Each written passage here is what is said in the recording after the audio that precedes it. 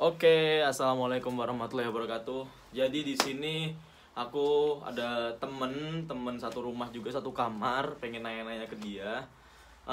Kita sekalian pengen ngasih tahu nih gitu kan, kayak apa namanya negatifnya kuliah di Turki. Bukan negatif, lebih kayak ada unsur-unsur ajakan biar gak usah kuliah di Turki gitu loh.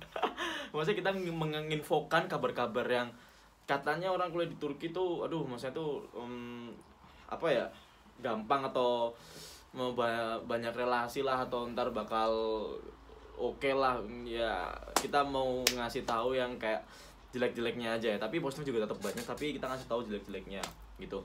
Jadi ini namanya Hasim. Hasim ini udah dari kapan di sini, Jam? Baru Saya ke di Turki. sini sekitar 3 bulan yang lalu, sekitar bulan November datang ke November. sini. November.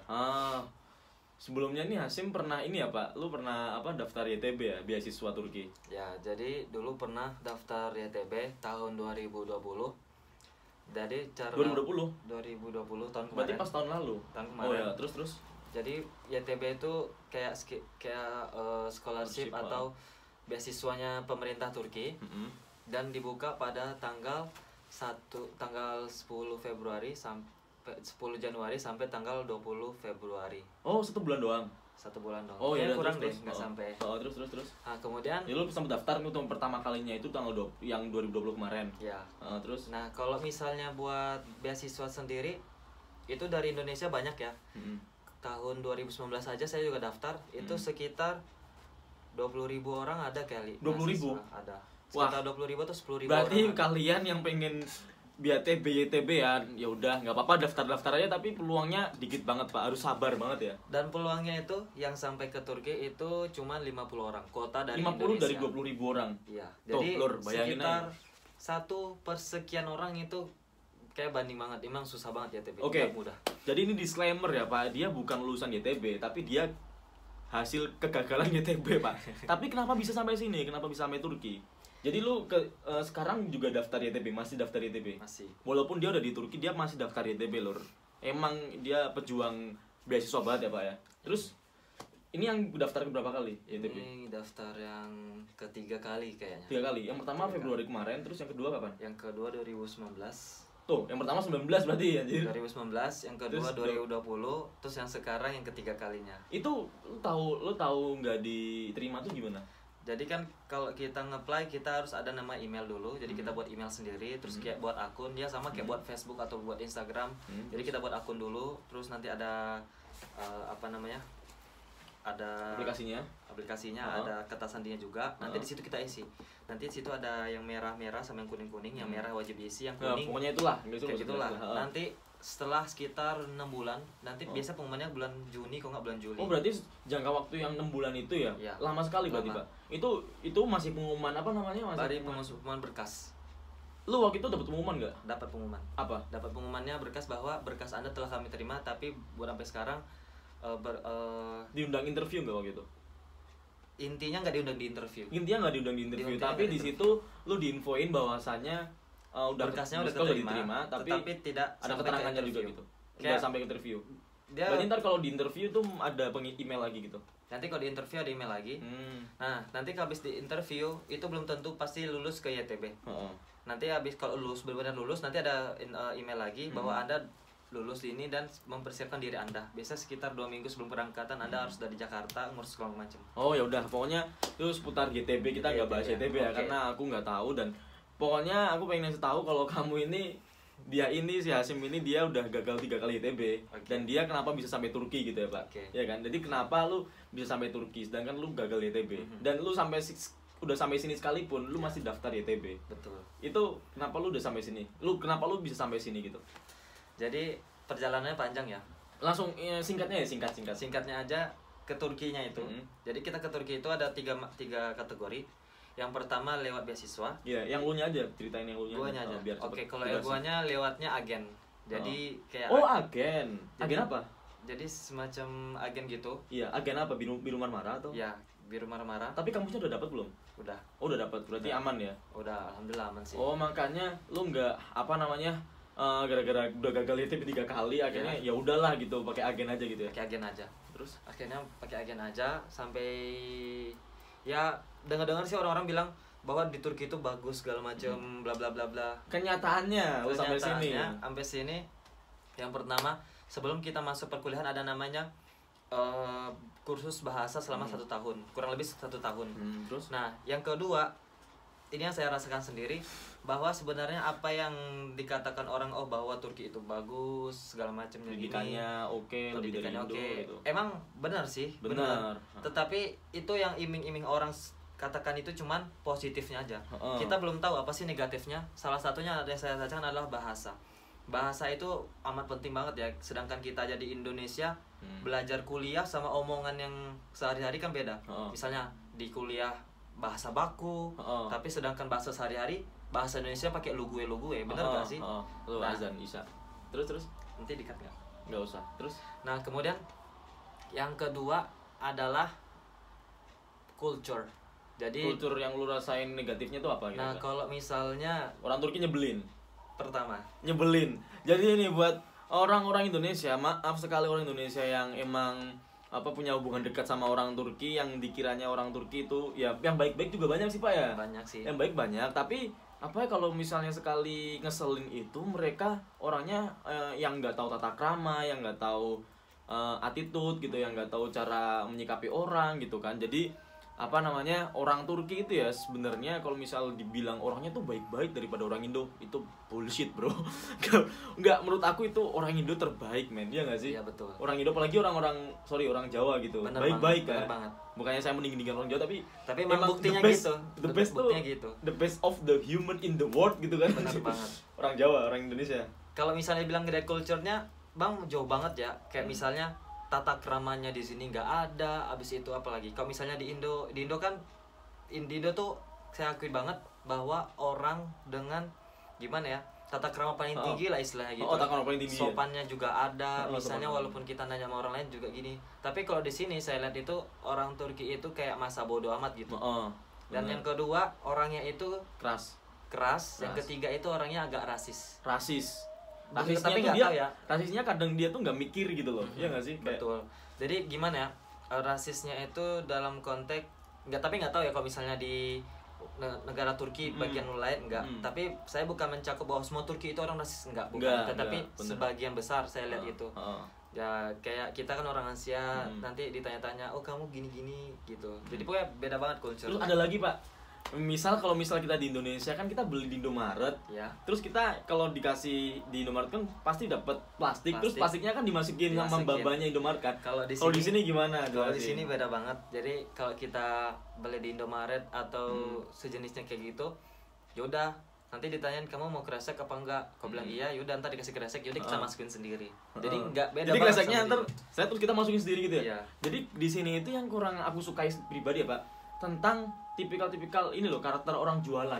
Iya. Orang jualan tuh di sini kalau di Indo kan misal kita jualan, kita tuh bener-bener merajakan pembeli. Iya. Sampai kita tuh kayak bisa ngemis kita promosi yang seramah-ramahnya. Iya. Tapi kalau di sini ketika pas kita beli sesuatu terus ada pedagang yang promosi, ayo beli. Terus kalau misal kita nawar terus kayak kita mau nyoba gitu terus nggak mau. Orang-orang sini bakal kayak ya udah sono lah gitu kayak. Iya. Kayak kita nggak dispesialkan gitu sebagai pembeli. Punya ini. Iya nggak sih? Kayak idiot cara tutorial metode ini perdagangan. Habis itu aku juga pernah punya cerita waktu di pasar. Jadi waktu itu aku beli bumbu ya, bumbu. Dan waktu dia beli bumbu bilang aku beli ini 2 bungkus. Akhirnya dia ambil 2 bungkus dilempar ke saya. Karena dalam logika orang Indo, kok misalnya dilempar ke kita otomatis kan kita ambil ya. Kita ambil, kita masukin ke plastik kita bayar. Tapi dia enggak, pas kita ambil karena dia udah lempar, otomatis kan pikiran saya, oh dia ngasih ke kita. Kita ambil, masukin plastik, tiba-tiba dia ngambil plastik, terus dia marah. Katanya apa? Yaudah karena kamu bukan pembeli, udah saya usir kamu, kata gitu. Wah. Tapi sebenarnya kan kalau misalnya dia niatnya pengen ngasih plastik, dia ambil ngasih plastik, bukan dilempar ke kita. Iya. Itu salah satunya. Maksudnya tuh orang Turki itu gimana ya Pak? Terlalu yang dagang sekalipun tata krama dalam berdagang itu yang harusnya menspesialkan pembeli gitu kan. Merajakan, tapi enggak di situ, apalagi ke orang yang biasa yang bukan dagang gitu loh. Habis itu ada lagi yang ketiga, masalah ibadah mungkin ya. Nih buat orang-orang Indonesia yang dikira banyak banget Pak, orang-orang Indonesia tuh yang ngira Turki tuh maksudnya tuh enggak banyak sih. Maksudnya orang yang awam banget, yang bener-bener kurang tahu tentang Turki, dan taunya tuh Turki pasti yang pertama di pikiran mereka negara Arab, negara yang panas gitu, terus negara pakai bahasa Arab ya gitu kan. Lu pernah nggak sih orang kayak pernah gitu? sih, pernah dengar kata Turki itu di mana? Oh, di negara Arab ya. Ya gitulah. Terus dikira pertama apa? Islami banget. Islami banget. Terus gimana jelasnya sekarang? Faktanya. Kalau faktanya emang sih kata orang-orang di Turki itu banyak sejarah Islam. Emang sejarah Islam banyak, tapi yang kita lihat adalah sekarangnya. Sekarang kebanyakan kita nih lagi sholat Jumat nih. Misalnya kita lagi sholat Jumat, otomatis kan kalau di Indo orang sholat Jumat kan semuanya orang ke masjid. Tapi bener-bener bisa vibes-nya tuh sepi banget, orang-orang antusias semua. Tetapi kenyataannya apa? Kalau di sini saya lihat kita ada ke masjid, dan sebagian orang tuh malah gak ke masjid, malah minum teh di warung-warung kayak pinggir jalan. Aku bilang mereka nih Islam apa bukan ya? Padahal kalau kita lihat di Google bahwa Turki itu adalah 90% negara Islam. Emang muslim semua banyak kan? Semuanya ya. Tapi karena nggak ada agama lain, tapi muslimnya yang saya naiknya sendiri kebanyakan gitu. Kayaknya seperti dan itu. Aku ada cerita, Pak. Gimana? Jadi gini, aku sempat kenal orang Turki, orang Turki yang seumuran gitu. Misal aku lagi ngomong, ya udah aku pokoknya suka cerita aja sama orang Turkinya gitu. Aku tuh sering kalau misal subuh tuh, kalau misal nggak dibangunin, kalau misal nggak sholat subuh gitu, aku misal telat, itu bakal digampar sama orang tua gitu loh. Terus orang Turkinya bilang apa coba? Masa dia punya pemikiran gini? Ya maaf, bukannya aku sok religius, aku sok agamis, enggak. Tapi orang Turki punya pemikiran gini, lah lu kok gitu banget sih gitu, agama lu kok terlalu di ini banget gitu loh. Sedangkan lu masih muda gitu. Nah, lah kenapa itu enggak 1-2 orang, Pak? Itu banyakan yang aku cerita sama orang-orang itu. Misal aku cerita tentang misal orang-orang di Indo tuh anak-anak mudanya tuh emang ya standar bisa ngaji, standar bisa doa-doa lah gitu. Pesantren semua kan. Tapi yang di sini dipikirin. Yang dipikirin anak muda di sini tuh, lu ngapain kayak gitu sedangkan lu masih muda gitu loh. Slow aja gitu. Maksudnya berarti kesimpulannya nih orang kayak nyimpulin bahwasannya kalau masih muda tuh masih slow, nunggu tua baru mereka mau ini rajin-rajin ibadah gitu. Aku juga pernah dengar sih dari teman-teman kan. Maksudnya bukan teman-teman orang Turki, tapi orang Indo yang udah lama di sini dan punya orang Turki. Rata-rata orang di sini tuh kayak masih muda gitu, nggak pakai jilbab sih. Nggak pakai jilbab. Nanti pas udah nikah atau misalnya udah tua baru mereka pakai jilbab gitu segala macem. Jadi kesimpulannya di sini itu agamis apa enggak, Pak? Kira-kira. Ya, lama Indo kira-kira lebih agamis mana? Menurutku walaupun Indonesia bejat tapi masih banyak Indonesia yang alim, sumpah. Lebih agamis Indo. Ya udah, Terus aku pernah eksperimen juga, Pak. Eksperimen. Jadi pas aku di Istanbul, itu benar-benar aku eksperimen ke random orang tuh. Pokoknya kalau kalian pengen lihat eksperimennya ada di YouTube, yang aku ada Instagram filternya tuh ada bacaan Al-Qur'an di sini. Aku kayak nunjukin ke mereka, nih bisa baca nggak? Sorry gitu. Sorry, ini aku nggak bisa bahasa Arab gitu. Aku penasaran, orang Turki agamis nggak sih? Ternyata baca Al-Qur'an aja nggak bisa kan. Dia malah ngomongnya, ya ini aku nggak bisa ya, aku bukan orang Arab. Mungkin kalau kamu nanya ke orang Suriah, mereka bakal bisa baca gitu. Padahal mereka Islam. Ini kan alhamdulillahirabbil alamin gitu loh. Berarti aku cukup tahu gitu kan mereka ternyata ya itu aku nanyanya ke yang seumuran juga gitu. Mereka ternyata tentang pengetahuan ininya juga agamanya kayaknya Indonesia lebih banyak, lebih yang tahu tuh Indonesia gitu. Benar sih. Ya, kalau aku rasa-rasa juga kayak gitu sih. Iya kan? Iya. Karena di Indo sendiri kayak lingkungan kita aja gitu. Pasti ya minimal gitu kan hafal gitu baca-bacaan. Iya enggak sih? Benar. Ya udah itu soal agama. Terus yang lain ada lagi enggak kira-kira? Terus kalau yang lain ya, kalau intinya aku ambil kesimpulan panjang. Jadi gini, kalau misalnya mau ke Turki itu pertama niat. Paling perbarui niat. Karena kalau pertama kali kita niat kurang dan kita kayak cuman mikir, wah di sana asik bisa main salju, kita bisa jalan-jalan, kita bakal banyak teman orang luar negeri gitu. Terus kita bakal pokoknya yang enak-enak lah. Sedangkan kita melupakan yang sisi kita niat pertama, negatif sama niat pertama kita tuh belajar gitu. Iya kan, kalau misal dari awal udah salah, asli sampai sininya bakal bener-bener kepleset. Benar. Contohnya misalnya dia niatnya, aku pengen ke Turki. Ngapain ke Turki? Pertama niatnya belajar, tetapi pasti ada menyimpang-nyimpang dikit. Aku pengen jalan-jalan. Terus pengen kenal sama orang-orang yang baru. Mending dari sekarang diniatkan niatnya ke Turki itu pengen belajar apa enggak. Kalau misalnya niatnya jalan-jalan, mending sekolahnya di Indo atau di negara lain, tetapi nanti ke Turki pakai visa Turki. Dari Indo soalnya visa kita sebulan sih, visa kita sebulan, visa Turki. Terus yang kedua kalau misalnya mau kuliah di Turki, cari renting di dalam di Google itu ada. Jadi renting dari semua universitas di dunia.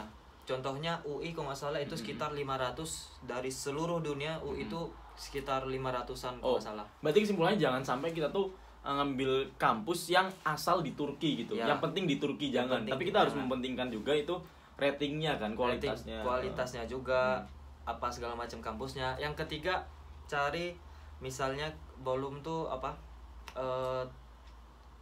ini fakultas, misalnya fakultas aku mau ambil fakultas teknik dong. Nah, kalau misalnya kayak gitu ambilnya mending cari langsung negara bagus seperti Eropa, atau apa. Atau misalnya dia aku pengen keagamaan di Turki gini. Kalau misalnya kayak gitu lebih baik langsung aja ke Asia Timur, Asia Tengah. Contohnya kayak di negara Arab, terus kayak di Mesir atau Madinah. Itu juga keagamanya bagus. Dan jangan jauh-jauh, di Mesir itu juga kedokteran juga banyak dan bagus-bagus malah. Ya udah. Gitu. Oke, mungkin ini aja Pak. Mungkin durasi. Nanti kita bakal bahas yang lain lagi kira-kira. Oke, ya udah. Kalian pengen ke Turki?